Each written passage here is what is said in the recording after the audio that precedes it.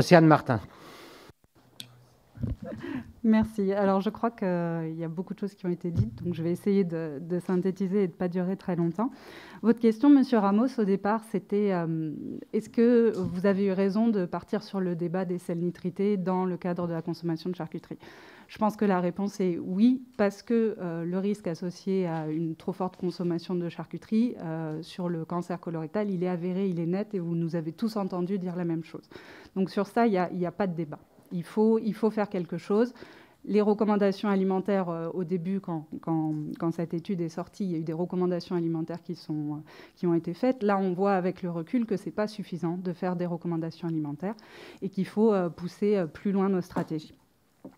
Le deuxième point que je voudrais aborder, vous avez également entendu que nous n'avons pas de preuve de causalité de l'impact des nitrites pour expliquer ce risque.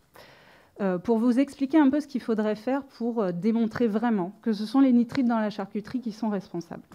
Pour faire ceci, il faut faire des essais cliniques, c'est-à-dire qu'il faut donner à des gens de la charcuterie nitritée classique et de la charcuterie non nitritée. Vous comprenez bien que, sachant que la consommation de charcuterie est cancérigène, c'est impossible éthiquement de faire ça. Le deuxième... Sauf à ceux qui nous disent que ça, c'est pas dangereux. Oui, enfin, éthiquement, c'est pas possible. Là, personne ne peut vous dire que la charcuterie n'est pas dangereuse. C'est évident, ça a été montré par le CIRC, ça a été montré par le WCRF, il n'y a aucun doute là-dessus. Le deuxième niveau de preuve que l'on peut avoir, ce sont les études épidémiologiques.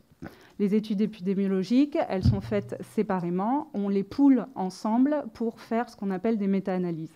Et là, le professeur Kahn, il vous a très clairement et très bien, je trouve, expliqué qu'il y avait une augmentation du risque entre les charcuteries nitritées et les charcuteries non nitritées.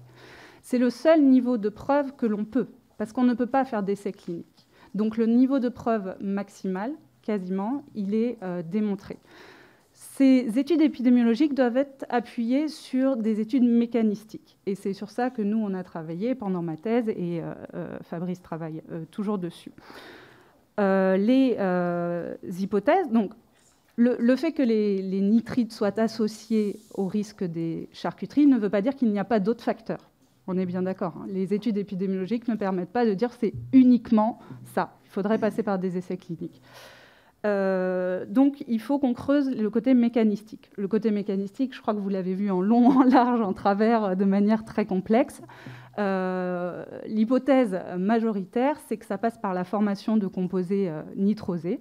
Ces composés, cette formation se fait soit de manière endogène au produit, c'est-à-dire directement dans le jambon, ou alors, non, exogène, pardon, directement dans le jambon, ou alors endogène, c'est-à-dire dans l'estomac et dans l'intestin après. Les hypothèses mécaniques, je ne reviens pas dessus, je pense que c'est assez clair. Le point auquel on a également parlé, ce sont les alternatives. C'est pour ça, finalement, qu'on est là aujourd'hui, il me semble. Donc, les alternatives, de mon point de vue, elles sont possibles, puisqu'on voit actuellement des zéro nitrite ajouté dans les supermarchés. Donc, ça veut dire que les industriels sont capables de faire cette démarche d'enlever les nitrites. Alors, ça peut passer par des réarrangements de la chaîne de production, de travailler en conditions qui sont plus stériles. Ça peut passer par un réarrangement des DLC. Hein. Ça peut passer par différentes choses, mais visiblement, c'est possible. Après, ça va être votre rôle à vous de voir si c'est possible pour tout le monde. Est-ce que c'est possible uniquement pour les gros groupes comme Herta, Fleury-Michon, ou est-ce que c'est également possible pour les petits artisans? Ça, c'est vous qui allez avoir le recul nécessaire là-dessus. En tout cas, ces alternatives, elles sont possibles. Par contre, et là où je rejoins Fabrice sur son discours, c'est que ces alternatives, il faut qu'on soit sûr qu'elles sont sûres en termes de risque. Et ça, c'est très important. Quand je regardais l'audition de M. Salah, là, de Fleury-Michon, il indiquait que ces produits zéro nitrite sont 25 à 40% plus riches en sel.